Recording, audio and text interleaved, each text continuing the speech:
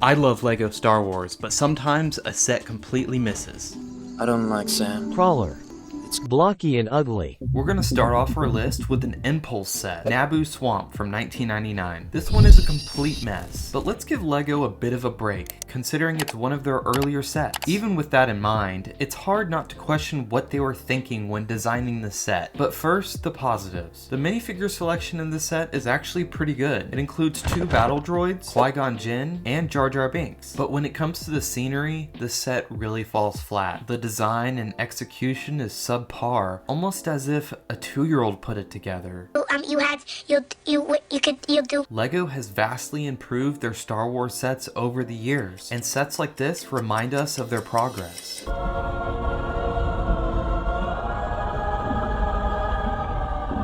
I'm just amazed you've never cooked a mussel. Adding to the list with another early set is the Trade Federation MTT from the year 2000. With just under 500 pieces, this set is relatively small when compared to its cinematic counterpart, and unfortunately it suffers from the blocky design that was characteristic of many early Star Wars sets. The color scheme of the MTT is quite bizarre, featuring a combination of dark brown, tan, and even green. Yeah, green on an MTT. Huh? Given its smaller scale, you only get 7 battle droids. While this might seem like a decent number for any other Star Wars set, it falls short when considering the purpose of the MTT, which is to transport a significant number of battle droids. Thankfully, LEGO corrected many of these problems in 2007 when they revisited the MTT, and they blessed us with a total of 27 droids. Moving along to the Naboo Starfighter, which is the second version of young Anakin's stolen ship. In many ways, it's a superior set compared to its predecessor, capturing the sleek and iconic look of the ship from the movie. However, one major hurdle that dampens the excitement is the price. At $50 for just 318 pieces, it's undeniably expensive. I remember when the set was released, and as a Star Wars fan, I was eager to get my hands on it, but I couldn't get myself to shell out that much money for a starfighter. You're broke! I'll try spinning, that's a good trick. At number 12, we have a peculiar entry, the 2012 Advent Calendar. Now, I am a big fan of the Advent calendars, but in 2012, LEGO made a very interesting decision by charging a whopping $50 for their Advent calendars. That being said, there is a silver lining. I do really like the Darth Maul minifigure included in this Advent calendar, and luckily, LEGO learned from their mistake, and Advent calendars went back to their $40 price tag. Thank you, Jesus! Up next is the Clone Turbo Tank. Another odd pick, but I had to put it in here. This is a re-release of the 2005 set of the same name, this time without a light-up lightsaber Mace Windu minifig, and in its stead, an extra Clone Trooper minifigure. Thanks, LEGO. The time has come. Execute. The light-up lightsaber Mace Windu. Come on, man. Stepping into the Clone Wars era, we had the Hyena Droid Bomber. Everything wrong with this set boils down to its design. It's an awkward build that fails to capture the sleek and menacing appearance of the Hyena droid. One of the prominent issues lies in its legs. They're notoriously flimsy. LEGO was nice enough to include a second head on the Vulture droid. However, it doesn't have any moving parts or functionality. The placement of the flick-fire missiles definitely messed with my OCD here, and overall this set fell flat. My disappointment is immeasurable. Moving on to the Sith Infiltrator, it's a set that may not be particularly offensive compared to others on this list, but it still deserves a spot due to its shortcomings. With 310 pieces and a price of $30, the price per piece ratio here seems reasonable enough. However, when it comes to the accuracy and overall design, the Sith Infiltrator falls flat. The main issue is the resemblance to the actual starship it's based on. The design feels lacking and fails to accurately replicate the sleek and menacing appearance of the Sith Infiltrator as seen in the movie.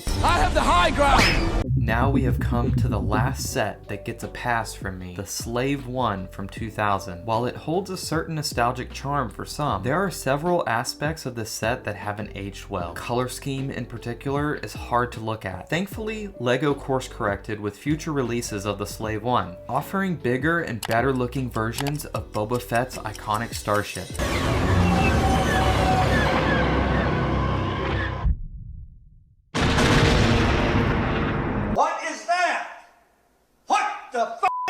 Did you know you're watching the first LEGO channel on YouTube? Stop the cap. Drop a like if so, and make sure to check out the full article in the pinned comment below. From this point on, we'll be exploring some of the worst LEGO Star Wars has to offer. Let's begin with the Twilight from 2008. It's a set based on the popular Clone Wars show, and there were certainly many great sets that came out during that era. Unfortunately, the Twilight is not one of them. It lacks the sleekness and attention to detail that we often associate with LEGO Star Wars sets. It's as if someone ordered a LEGO B-Wing from Wish.com. It serves as a reminder that not every set can live up to the expectations and standards set by other, more successful LEGO Star Wars sets. So much like your father.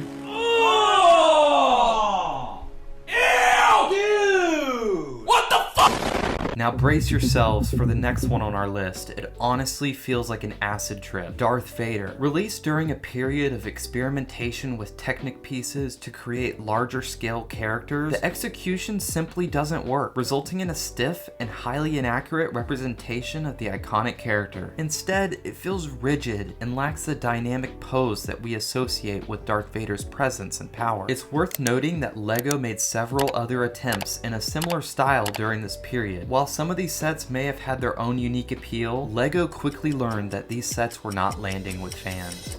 Stupid. The Trade Federation MTT from 2007 is undeniably one of the greatest LEGO Star Wars sets ever released. However, when it comes to the 2016 MTT, it falls disappointingly short of the mark. It's crazy that this set contains less than half the number of battle droids compared to the 2007 version, and it's noticeably smaller in size, lacking the same level of detail. Perhaps if it were evaluated alone without the shadow of its predecessor, it might be received more favorably. The Ultimate Lightsaber Duel is far from a perfect set. The control rods, which form the core design of the set, do not function as intended. The platforms tend to rotate freely, making it challenging to direct the action. The set includes toppling pillars and falling lava bombs as play features. While these are nice, they lack the level of interest and engagement that one would hope for in a set designed for play. Now, I'm really mad. While the UCS sets are known for their attention to detail and authenticity within the LEGO Star Wars theme, Assault on Hoth, released in 2016, deviates far from those principles. This set consists of a collection of small models that would be better suited for a regular retail set, and their combination to form a focal point fails to enhance the overall design. Some sets may fail based on their concept, while others may falter in their execution. However, Assault on Hoth stands as a rare example of a set that fails on both fronts. At our number 2 spot is Obi-Wan vs. Darth Vader. I must admit, I was shocked by the divided opinions amongst fans regarding the set. While some argue that it's worth it solely for the minifigures, I have to disagree completely. I'm gonna have to go ahead and sort of disagree with you there. The main build itself is uninspiring. In addition, I found the Obi-Wan series to be a huge letdown. Boring! The First Order ATST is the epitome of a misfire. The decision to design a model based on an incomplete vehicle is simply unacceptable. Even the seemingly straightforward lift platform in the set fails to function properly. I think many fans find the set to be incredibly unappealing, and I gotta say, it looks really bad. And I've decided that I want to die. Here are some sets that fans actually enjoy, and these are the most expensive sets of all time.